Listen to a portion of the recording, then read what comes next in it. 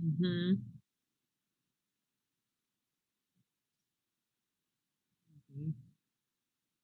I think I'm ready on this end.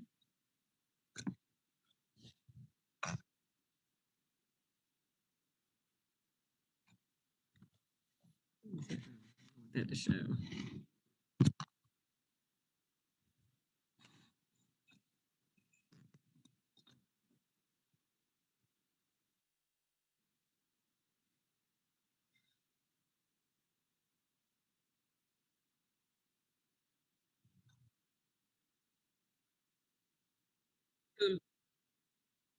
You talking to me? You said I'm going out.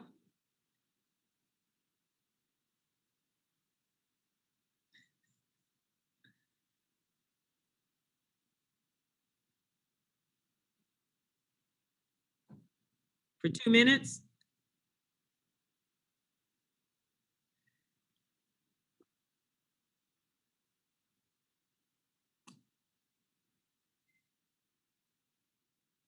I hear a delay.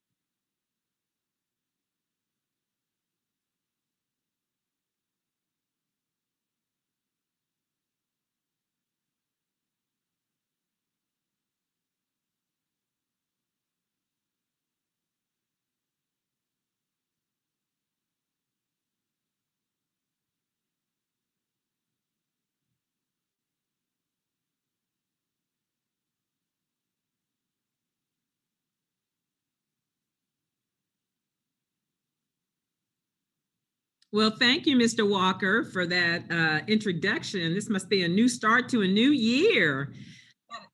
I have an introduction and right, Digi sis in a Digi world. My name is Ina Montgomery. I am the founder and executive director of Urban Tech, where the TEC stands for Technology Empowered Communities. And so my goal or my mission is to help close the digital literacy divide in urban schools and communities. And as I was saying, towards the end of 2020, that concern is even greater now with the pandemic amongst us, and Black kids, especially, not being in the classroom and having access to technology, not having access to teachers, not having access to the resources like Urban Tech, where they can increase their digital literacy skills. So I will be taking some things online like other people have and trying to engage these students. One thing I found at the end of last year, and other people have made an observation, is that sometimes these resources like Urban Tech, like Mr. Walker with Black Family Technology, William Wells with Esteemed Village, we're offering services, we're offering opportunities, and we can't seem to get the kids to engage or participate. So I'm going to take that on as a challenge this year. I'm not going to try to save everybody, but I would like to have a good number of kids to work with who are committed to increasing and improving their digital literacy skills. The job market, even more so now than ever before, is going to require that they have good digital literacy skills. So I'm going to take on the challenge. I hope that the kids will come through. I'm just going to bother them and bother them until they say, okay, let me go with this crazy lady and let me learn about the hardware of the computer. Let me learn about how information is processed when I hit the keyboard. Oh, let me understand that binary code. What is that ones and zeros stuff? And how do I convert from decimal to binary, from binary to decimal? So I really want to intrigue or pique, if you will, their interest and get them engaged with digital literacy And so I'm going to be pushing my IC3 certification, which is understanding the computer, key applications, and software, or the internet, the internet, and how the internet works. And so again, kids are on all day on the internet, but do they know how does it work? How does information travel across the network? They can say network, they can say internet, they can say all these buzz terms, but do they actually understand and know what they mean? So that is the mission of Urban Tech, to make our students, specifically in K through 12, Black students more literate in the digital world. And so I'm excited about this year. Like I said, I'm just going to have to push.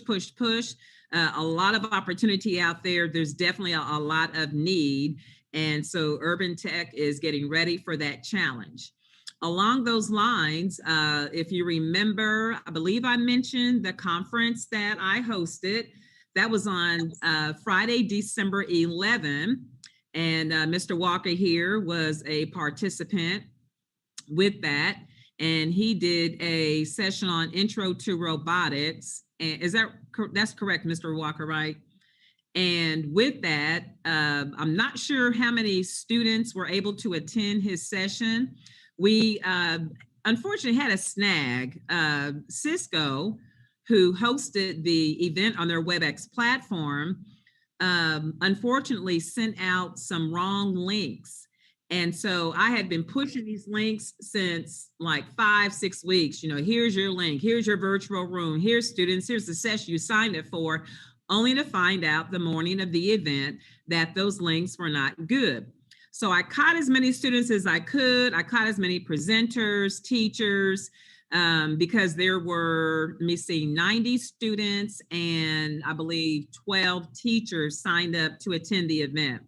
So after we got through the first session, which was a little rocky, we were, however, or the students were telling me, and the teachers, they were able to get to the sessions, attend them. They enjoyed them. They thought the presenters did an excellent job.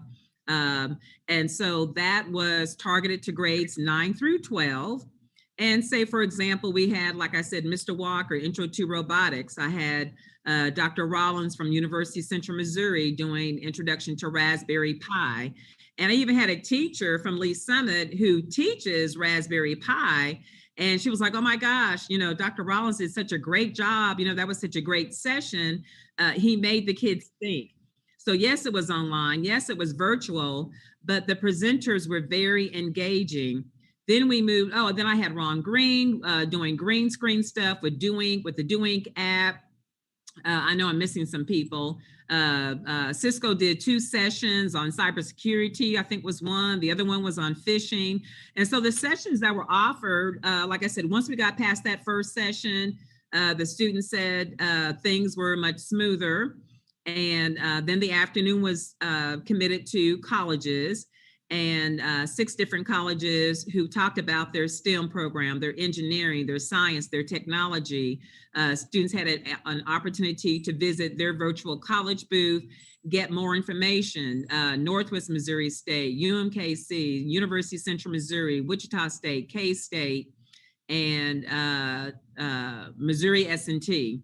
So that was a good opportunity. And then we concluded with a panel discussion on what are the job outlook or employment outlook for careers in STEM related professions.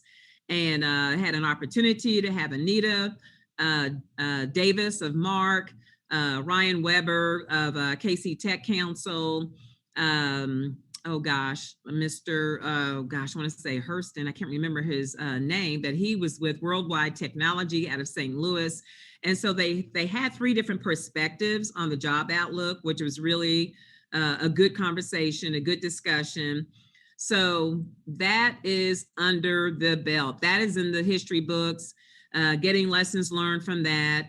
I'm currently aggregating the data of the 90 registrants, because from the kids who registered, I wanted to know, who are you? What grade level? Have you taken a computer science class? Have you taken a robotics class? Have you taken a coding class? And so now I need to aggregate that data to come up with a report that Urban Tech will publish on that particular event and the students that attended it. And I am preparing for the next one. And so the next one, as you know, when I did this last year, I broke out the high school students from the middle school students. And so the one coming up that I'm planning for right now will be Friday, April 30th, and that will be targeted to middle school students. And so a lot of people who are currently in engineering, science, technology types of careers, they said their first introduction when they were in 8th grade kind of planted the seed for them continuing to pursue that career. So that's a long-term commitment. You know, you hear something in the 8th grade, then you kind of, you know, keep up with it in the 9th grade, then you go on to major in college. I think that's a very low percentage, but I'll take what I can. So that's going to influence, or that's going to motivate or pique somebody's interest to pursue a STEAM related career, then that is the objective of Urban Tech. So that will make me happy. So I am looking forward to that. It'll have a different flavor since it will be for middle school students. It may not be the whole day. It wasn't a bit much for the students, but I would like the engagement. So I'm just looking at half a day, probably do a couple of sessions in the morning, have a keynote speaker for lunch, and then we'll be done. So just keep up with me on that. The other things, as I have talked about before with Urban Tech, planning for the 2021 year, that will be definitely more national guest, a lot of people contributing to this body of work in the area of digital access and digital literacy specific to Black students in urban cities and urban school districts. And so I want to hear from these people. And so I know I'm interested and curious.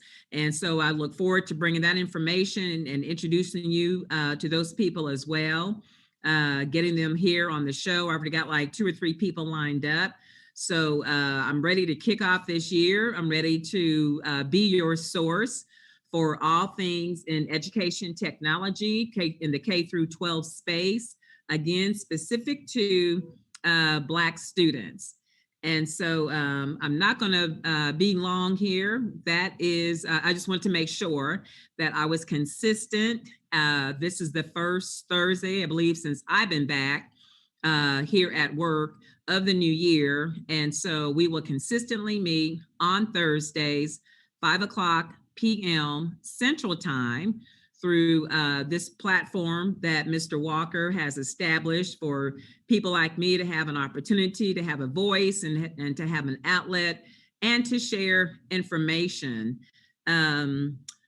I can't think, I'm trying to think, is there anything else? There's nothing really major. I mean, we know the world's events that's going on, and I haven't had a chance to look, if you will, at Black Twitter. Just curious to see what the comments were there and what the sentiment was. I do know that Georgia came through. And so as we move forward, we definitely have to understand how to harness that political power. How do we just not let it be for a one-time runoff? You know, how do we continue to keep that? And I am more than positive, again, something I haven't looked at, but I will, was social media a factor? You know, how much impact and effectiveness was technology in reaching the people to get them out, to have them vote, to motivate them, to encourage them? Because when we saw the news, we saw the long lines. We know that people, I know I saw one sister who was interviewed, she was online, or she stood in line, I think from like 3:00 in the morning till they opened. So a lot of interest there and a lot of commitment to getting the opportunity to exercise their vote. So I was really excited about that.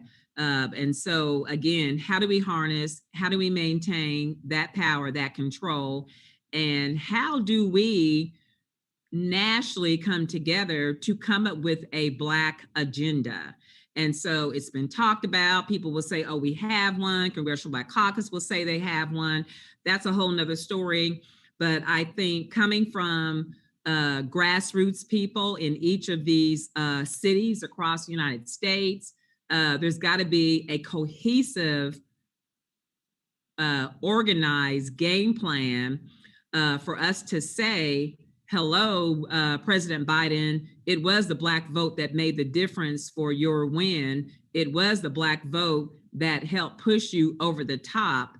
And so, you know, we look forward to saying, here's what we expect as a result of that.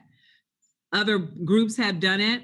We sat back and we watched as the I'm just going to say gay because I can't go through the whole alphabet soup, LBGDQ. And if I offend you, you know, you'll be okay. You'll get over it. But it's just a lot. So for the gay community, they hooked up their wagon to President Obama and they rode it for 8 years and they got everything they wanted.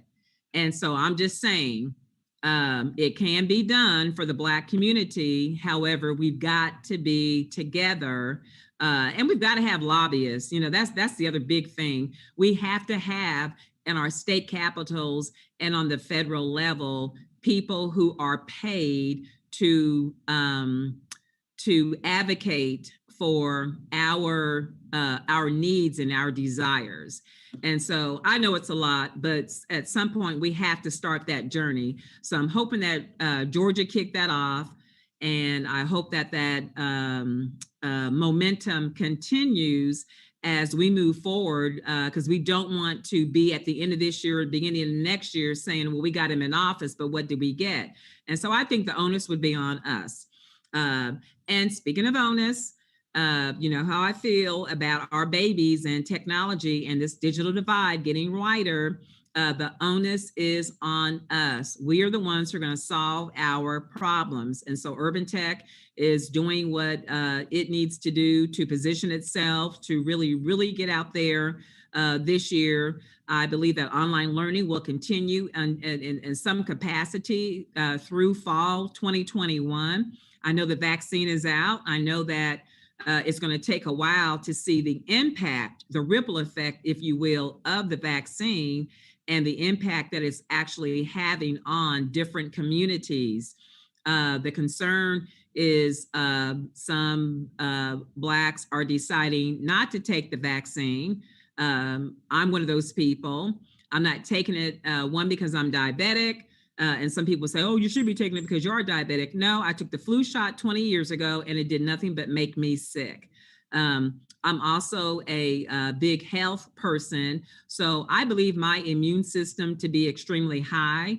And so I don't get sick easily. I rarely get sick at all.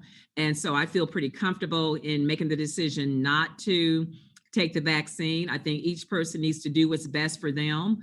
I'm also in a position where I don't have an employer who's telling me, hey, to keep your job, you have to take the vaccine. So those are some decisions, some hard decisions that some people are going to have to make if they are in fact employed and their employers require that they have the vaccine. So I think I'm like all over here. And so I'm not going to do this all this year, but I think I'm putting out some good information. But I am looking forward to a more structured format with my show. And I had a student who was supposed to have a jingle or have some music for me. And I think I might just have to produce my own or just go get me a little free clip because I really want some music. I want something other than me just coming on and talking. Some would say rambling. I say talking. For the time that I am on, but look forward to a more structured, formatted show of the Digi of the Digi world in 2021.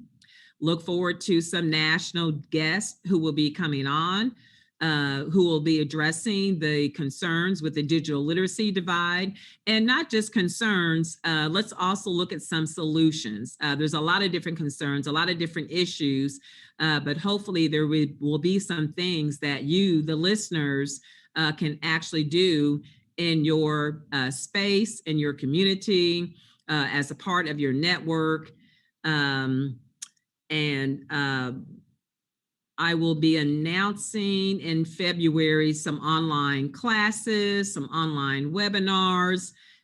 Some might be for maybe one session, some might be for 2 sessions, maybe 3. And some might be free, and then some there may be a nominal fee attached.